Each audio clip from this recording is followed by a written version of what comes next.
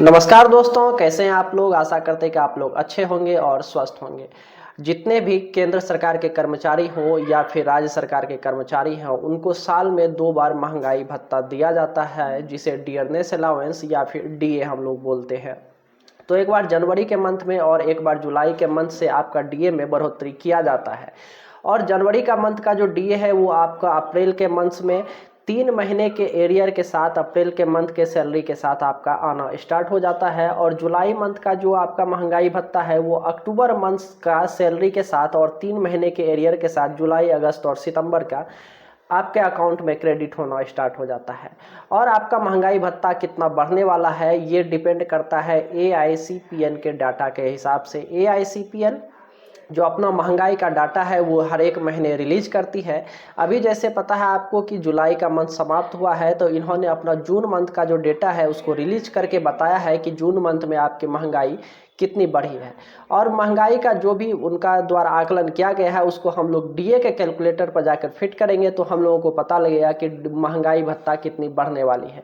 और ये महंगाई भत्ता जो है बहुत ही ज़्यादा इम्पोर्टेंट हो जाती है सभी केंद्रीय कर्मचारियों के लिए, क्योंकि पता है आपको कि 8 पे कमीशन का जो घोषणा है वो हो चुका है। और 1 जनवरी 2026 से आपका 8 पे कमीशन का एरियर मिलेगा, जब भी 2027 में आपका इसका घोषणा हो जाए।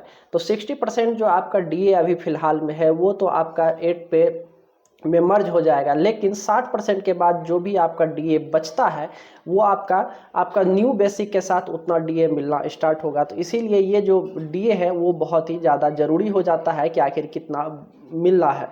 लगातार तो 3 बार से 2-2% ही डीए मिल रहा था, लेकिन अभी हम लोग एआईसीपीएन का डेटा देखते हैं, उसके बाद डीए कैलकुलेटर पर जाके फिट करेंगे तो हम लोगों को पता होगा कि कितना डीए बढ़ने वाला है। तो चलिए हम लोग चलते हैं।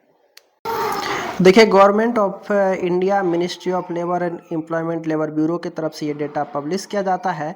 यहाँ देखिए आप 31/7/2026 के डेट में रिलीज़ किया गया है। और ये जो डेटा है आपका जून 2026 का है, जो सीपीआई इंडेक्स का जो डेटा है, प्रेस रिलीज है।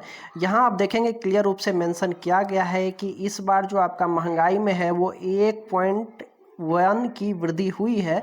और इस बार जो आपका पॉइंट है वो 151.9 पहुंच गया है। पर देखिए आपका जो परसेंटेज में है 4.72 था जून के मंथ में, मई के मंथ में जो 4.76 हो गया है जून के मंथ में। यहाँ हम लोग नीचे आएंगे तो देखिए मई के मंथ में यहाँ पर आपका दिया गया है 150.8, जो डाटा था वो 151.9 जून के मंथ में पहुंच गया है, जो कि महंगाई में 1.1 की वृद्धि हुई है। तो हम लोग डीए कैलकुलेटर पर चल के देखते हैं कि हम लोगों का महंगाई भत्ता कितना बन रहा है। देखिए हम लोगों ने भारत सरकार का जो ऑनलाइन डीए कैलकुलेटर दिया गया है उसे हम लोग ओपन कर लिए हैं। देखिए यहाँ डीए फ्रॉम जुलाई 2026 कैलकुलेटर है। कोई भी इसको चेक कर सकता है, गूगल पर जाकर लिखिए डीए कैलकुलेटर तो आपको ये मिल जाएगा।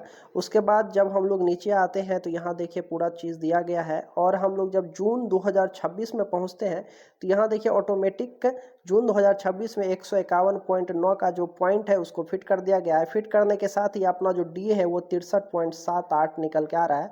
और आपको पता है कि अपना जो डीए है अभी 60 चल रहा है, यहाँ पर क्लियर रूप से 63.78 आपको दिख रहा है। तो महंगाई भत्ते में डीए में जो है 3% की जो है इस बार बढ़ोतरी होने वाली है, जो जुलाई मंथ से मिलेगा। और अक्टूबर के मंथ में इसका अनाउंसमेंट आपको किया जाएगा। तो यहाँ क्लियर हो चुका है 3% का महंगाई भत्ता जो है इस बार बढ़ने वाला है सभी केंद्रीय और राज्य के कर्मचारी का।